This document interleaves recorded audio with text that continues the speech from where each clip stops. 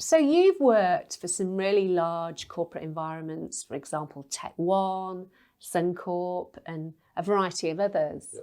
And recently, last year, you joined a relatively new tech startup called People Bench. So what made you decide to make that transition? I've worked for some big organisations, and the thing that's good about big organisations is the structure, and you have all the processes in place and everything else.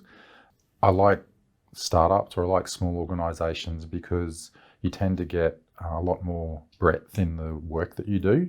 You're not put into a pigeonhole and expected to do a certain set of things. You tend to do a lot of different things. So I've had that opportunity working at People Bench. I've come in as a Chief Technology Officer, and I oversee the development of the product, but there's a heap of other things I get to do as well.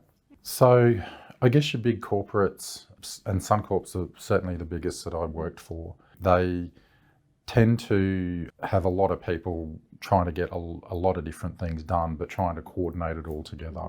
So everybody tends to have their role that they do, but it all sort of plugs into a much broader strategy within the organisation. Technology One, a lot of it was about growth. You try to, get new customers, get into new areas, whereas People Bench, it's, all hands on deck.